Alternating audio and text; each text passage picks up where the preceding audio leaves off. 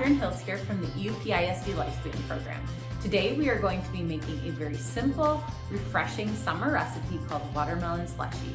All you need is watermelon, some ice cubes, and then a little bit of either honey or maple syrup, both of which you can get local to the EUP.